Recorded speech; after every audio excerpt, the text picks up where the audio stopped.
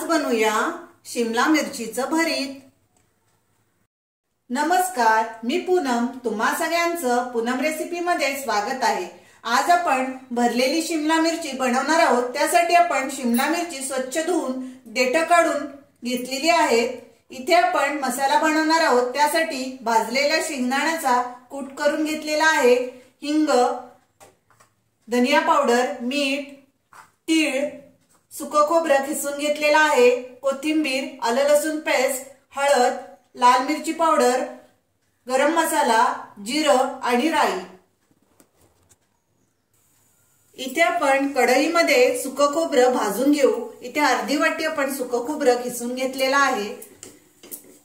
आपण थोडंसं लालसर असं खोबरं भाजून घेऊ।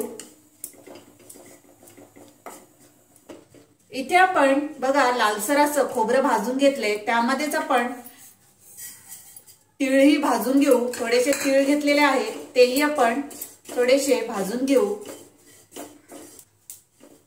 इथे बघा आपलं सर्व भाजून झालेलं आहे। गॅस बंद करू आणि हे थंड झाल्यानंतर मिक्सरला बारीक करून घेऊया।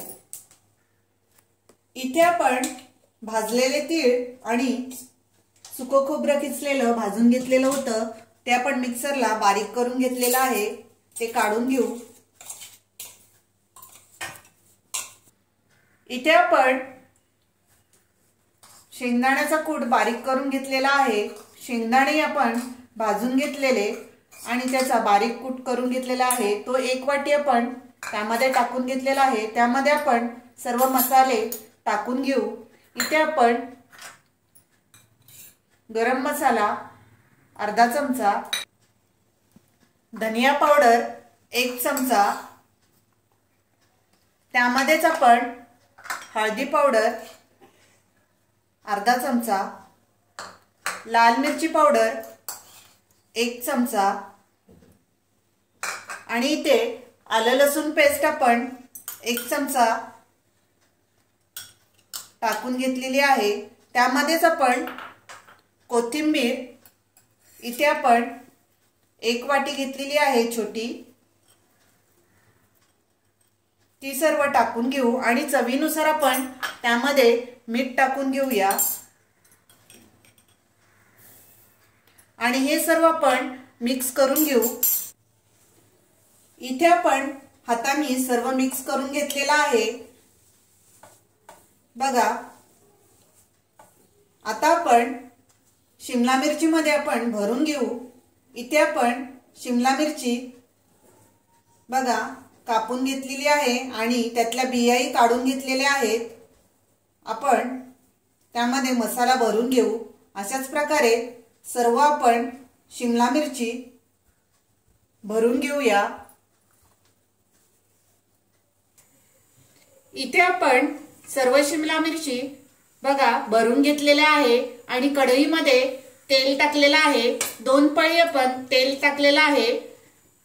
तेल गरम झालंय, त्यामध्ये आपण जिरं टाकू। इथे आपण अर्धा चमचा त्यामध्ये जिरं टाकून घेतलेला आहे, अर्धा चमचा राई टाकून घेतलेली आहे।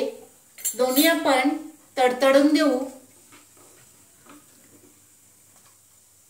इथे आपण हिंग टाकून घेऊ। त्यामध्येच आपण हिंग टाकलेला आहे।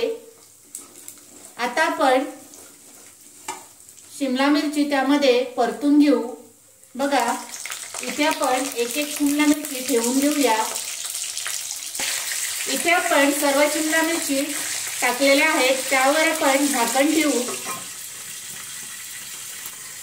इथे आपण 2 मिनिटं वाफ काढलेली आहे। आता आपण शिमला मिरची बघा इथे तेलामध्येच आपण वाफवणार आहोत। त्यामध्ये आपण पाण्याचा हबका मारून घेऊ। थोडंसं पाणी टाकायचं आणि ही साधारण 15 मिनिटं आपण वाफवून देऊ। इथे आपली साधारण 15 मिनिटं झालेली आहेत। आपण बघा पाण्याचा हबका मारला होता। आता आपण शिमला मिरची पलटी मारून घेऊ। दोन्ही बाजूनी आपण व्यवस्थित शिजून देणार आहोत।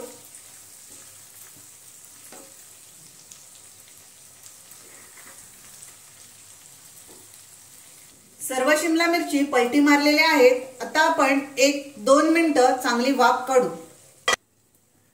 इथे आपण 2 मिनिटं चांगली वाफ घेतलेली आहे। त्यामध्ये वरून आपण कोथिंबीर टाकू आणि आपण गॅस बंद करून घेऊया। इथे आपली भरलेली ढोबळी मिरची तयार झालेली आहे। बघा, तुम्ही अशी ही शिमला मिरची भरून खूप छान असं भरीत करू शकता। भाकरी बरोबर खायला खूप छान लागतं। ही माझी रेसिपी नक्की ट्राय करा। माझा व्हिडिओ तुम्हाला आवडला असेल तर लाईक करा, शेअर करा आणि माझ्या चॅनलला सबस्क्राइब करा। थँक्यू।